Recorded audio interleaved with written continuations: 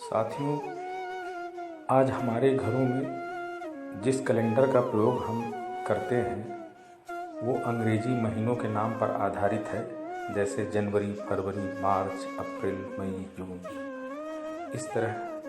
तो क्या आपको पता है कि इस कैलेंडर का प्रारंभ कब से, कहाँ से और किसके द्वारा हुआ, और इन महीनों के नाम कहाँ से लिए गए हैं?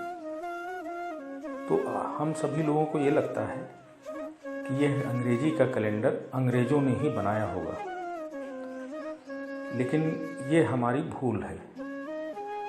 हमें जानकर बड़ा आश्चर्य होगा कि पहले यह कैलेंडर लैटिन और रोम की सभ्यता से प्रारंभ हुआ था।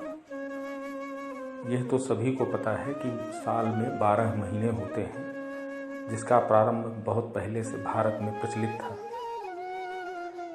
तो रोम में भी जो है हमारे उन्हीं 12 महीनों के कैलेंडर को वैसे ही स्वीकार कर लिया गया। लेकिन अब जब नाम रखने की बात आई तो उन्होंने जो है महीनों के नाम के लिए अपने यहाँ प्रमुख रूप से देवी देवता या प्रमुख व्यक्तियों का चयन किया। जैसे कि जनवरी महीने के नाम के लिए उन्होंने रोमन देवता जोनस के नाम का चयन किया, जिनके 2 चेहरे होते हैं। उन्हीं के नाम पर जनवरी का महीना पड़ा। फिर फरवरी, इस महीने का नाम लैटिन शब्द के फेब्रा शब्द से रखा गया है। इसी दिन रोम में 15 तारीख को लोग शुद्धि का भोज का आयोजन करते थे। वहीं कुछ लोग फरवरी का नाम रोम की संतानोत्पत्ति की देवी थी फेब्रुरिया, उनसे भी मानते हैं। मार्च महीने का नाम रोमन देवता मार्स के नाम पर रखा गया था। इसी महीने रोमन का नववर्ष भी प्रारंभ होता था।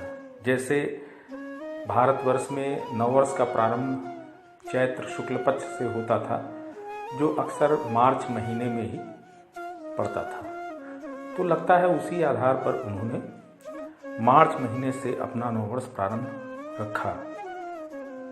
अप्रैल महीना लैटिन शब्द एस्पेरायर से लिया गया है। इसका अर्थ है खुलना, क्योंकि इसी माह रोम में कलियां खिलकर फूल बन जाती थी। और साथ ही इसका नाम एप्रिलिस भी रखा हुआ था, जो बाद में बदलकर अप्रैल महीने में बदल गया। मई महीना, यह महीना रोमन देवता मरकरी की माता मैया के नाम पर मई नाम रखा गया।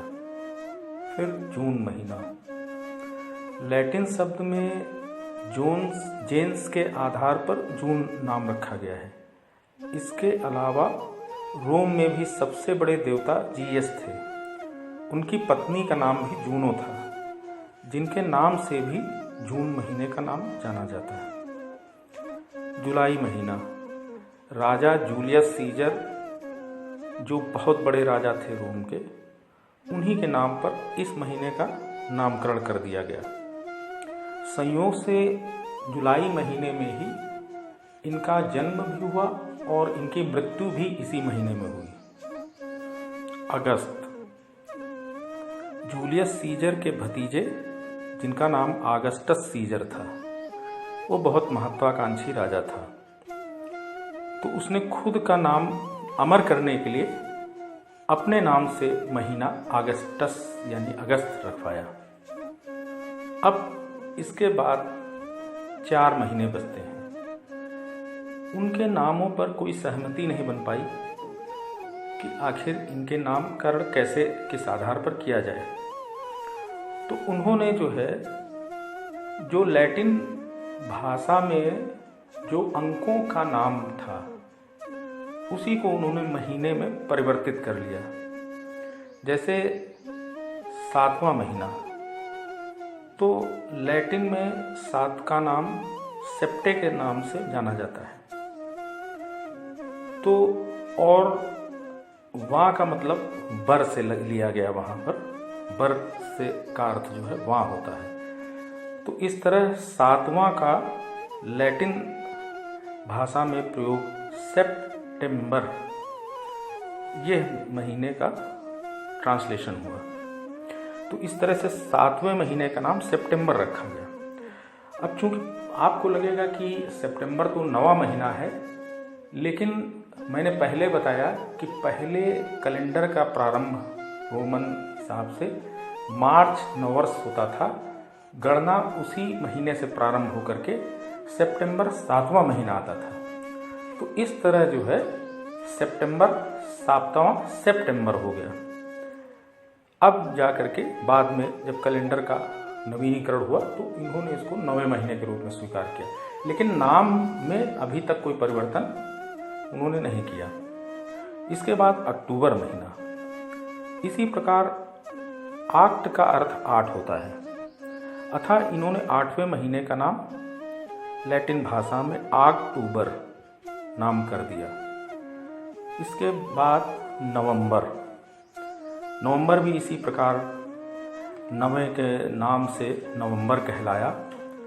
और दिसंबर महीना भी लैटिन भाषा में डेसिम को 10वां कहते हैं, अतः डेसिम से ही दिसंबर महीना बना।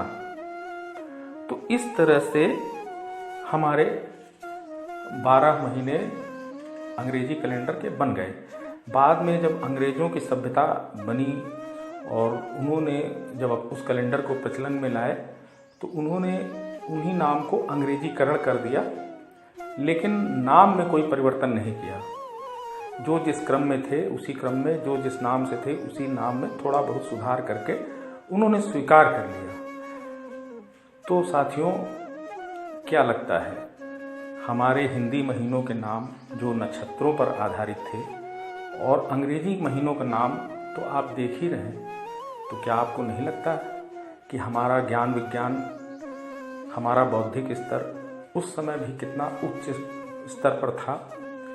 तो क्या हमें गर्व नहीं होना चाहिए?